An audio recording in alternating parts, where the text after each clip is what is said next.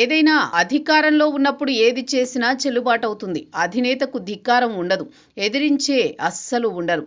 కానీ అది అధికారంలో ఉన్నప్పుడు మాత్రమే. అధికారం కోల్పోయిన తర్వాత విధేయత అనేది పక్కకు వెళ్ళిపోతుంది. రాజకీయం అంటే కేవలం అవసరం ఉన్నట్టు పరిస్థితి మారిపోతుంది. ఇప్పుడు జగన్ విషయంలో అదే జరిగింది. వైసీపీ ఓడిపోయిన తర్వాత ఒక్కో నేత ఆ పార్టీకి గుడ్ బై చెబుతున్నారు.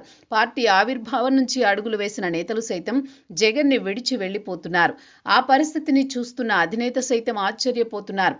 గత కొద్ది రోజులుగా వైసీపీకి చెందిన ఇద్దరు మహిళా నేతలు అసలు తాడేపల్లికే రావడం మానేశారట. దీంతో వైసీపీలో ఒక రకమైన చర్చ అయితే జరుగుతోంది. మాజీ మంత్రి ఆర్కే రోజా గురించి చెప్పనవసరం లేదు. సినిమాల ద్వారా ఆమె అందరికీ సుపరిచితురాలు. రాజకీయాల్లోకి వచ్చాక నిత్యం వార్తల్లో నిలిచేవారు. గట్టిగా ఉంటూనే తెలుగుదేశం పార్టీలో ప్రవేశించారు. కానీ అక్కడ సరిగా రాణించలేకపోయారు. 2 సార్లు టీడీపీ తరపున పోటీ చేసి ఓడిపోయారు. అయితే రాజశేఖర్ రెడ్డి ద్వారా కాంగ్రెస్ లో చేరాలనుకున్నారు. ముఖ్యమంత్రిగా ఉండగా ఆయనను కలిశారు. అయితే కొద్ది కాలానికే రాజశేఖర్ రెడ్డి ప్రమాదంలో చనిపోయారు. దీంతో కాంగ్రెస్ లోకి వెళ్లకుండా జగన్ స్థాపించిన వైసీపీలో చేరారు. 2014 ఎన్నికల్లో తన చిరకాల వాంఛ అయిన ఎమ్మెల్యే ఎన్నికై అసెంబ్లీలో అడుగుపెట్టారు.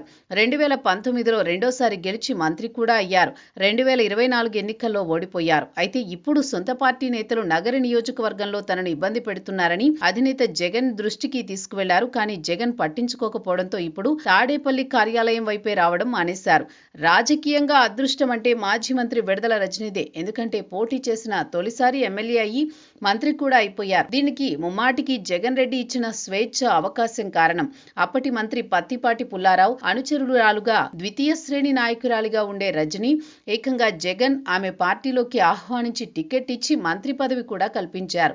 ఆమెపై వ్యతిరేకత ఉందన్న కోణంలో గుంటూరు పశ్చిమ నియోజకవర్గానికి పంపించి టికెట్ కేటాయించారు. అయినా సరే ఓటమి ఎదురైంది. అయితే రేపల్లె వెళ్లమని కోరగా ఆమె ససేమిరా అంటున్నారు. ఇప్పుడు అధినేతపై ఆగ్రహంతో తాడేపల్లి వైపు రావడం మానేశారు. అయితే ఒకటి మాత్రం నిజం, మాజీ మంత్రులుగా ఉన్న మహిళా నేతలు ఇద్దరూ వేరే పార్టీలో చేరుతామంటే ఛాన్స్ లేదు. రోజా రజనీ నయ్యం. ఎందుకంటే రోజా మాదిరిగా అడ్డగోలుగా మాట్లాడలేదు. అందుకే రజనీ విషయంలో సాఫ్ట్ కార్నర్ ఉంది. అది కూడా జనసేన నుంచి సానుకూలత వ్యక్తమయ్యే అవకాశం ఉంది. ఎందుకంటే అక్కడ మాజీ మంత్రి బాలినేని శ్రీనివాసరెడ్డి ఉన్నారు. రాజకీయంగా ఆయనతో రజనీకి సన్నిహిత సంబంధాలున్నాయి. అందుకే త్వరలో ఆమె జనసేనలో చేరడం ఖాయమనే ప్రచారం నడుస్తోంది. కానీ రోజా ఉంటే వైసీపీలో, లేకుంటే సినిమాల్లోకి వెళ్ళాలి. అది కూడా తమిళ సినిమా. బుల్లితెరలోనే ఆమెకు అవకాశాలని తెలుస్తోంది.